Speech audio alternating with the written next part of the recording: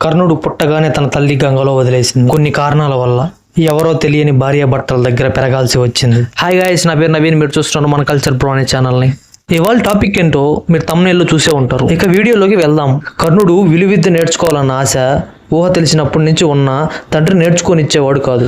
లోకంలోని జనులందరూ కర్ణుడిని కులహీనుడా అని అవమానించేవారు. ఎలాగైనా విలువిద్య నేర్చుకోవాలని చిన్న వయసులోనే పాండవులకు కౌరవులకు గురువైన గురుద్రోణుల వద్దకు వెళ్ళాడు. కర్ణుడు విద్య నేర్పమని అడగగా కులహీనులకు విద్య నేర్పమని అవమానించాడు గురుద్రోణులు. ఎంతో కష్టపడి పరశురాములు వారి దగ్గర విద్య నేర్చుకున్న చివరికి గురువే తనపై శపించాడు. ఒక చిన్నారి పరిగెత్తుతూ కింద పడిపోయి నెయ్యంతా కింద పడి నేలపాలైతే కర్ణుడు ఆ చిన్నారి పడే బాధను చూసి కొత్త నెయ్యి కొనిస్తానన్న చిన్నారి ఏడు పాపదు. ఎలాగైనా నేలపాలు అయిన నెయ్యిని తన బాహుబలంతో మొత్తం నెయ్యిని పిండేస్తాడు. భూమాత ఒకసారి నీకు చెందిన ఏ విలువైన వస్తువైనా తిరిగి వెనక్కి ఇవ్వడం తెలియదు. భూమాత దానికి కోపడుతుంది. దానితో కర్ణుడిని నీవు చివరి క్షణంలో నీ శత్రువు కోసం రథంతో వెంబడిస్తుంటే నీ రథచక్రం నేలలో కుంగిపోతుందని శపిస్తుంది భూమాత. ఒకరోజు కౌరవులకు పాండవులకు రాజ్యంలో పోటీ పడుతుంటే కర్ణుడు ఆ పోటీని చూసి నేను కూడా మంచి విలువిద్యావంతుడని అంటాడు. భీష్ముడు నువ్వు ఎవరు అని అడగగా కర్ణుడు తన తల్లిదండ్రుల గురించి చెప్తాడు. ఆ తర్వాత అందరూ కర్ణుడిని కులహీనుడా అని అవమానిస్తారు. భీష్ముడు కులహీనులకు ఈ పోటీలో భాగం లేదని అంటాడు. ఎలాగైనా కర్ణుడు ఆ పోటీలో పాల్గొంటాడు.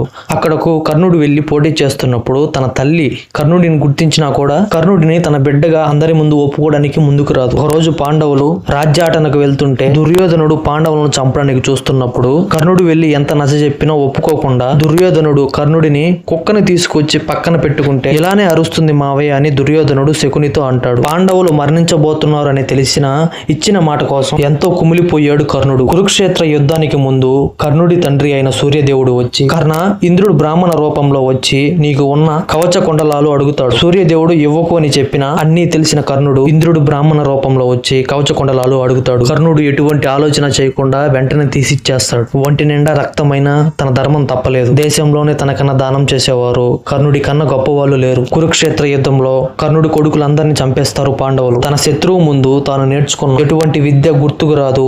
తన రథం భూమిలో కూలిపోతుంది. అది అవకాశంగా చూసి కర్ణుడిని అర్జునుడు బాణంతో చంపేస్తాడు. ఒక వ్యక్తి తన జీవితంలో అంతకన్నా కష్టపడిన వాళ్ళు ఎవరూ లేరని శ్రీకృష్ణుల వారు కర్ణుడిని ఎంతగానో మెచ్చుకుంటారు. కర్ణుడి కష్టాలు చూసి శ్రీకృష్ణుల వారే కర్ణీలు కారుస్తారు. అటువంటి వ్యక్తి కర్ణుడు. కర్ణుడిని ఉదాహరణగా తీసుకుని చరిత్రలో ఎంతో మంది అమరులయ్యారు. కర్ణుడు అధర్మ పక్షాన ఉన్నప్పటికీ తను చేసిన ధర్మాలకు ఇప్పటికీ మనం తనని గుర్తుపెట్టుకోనున్నాం.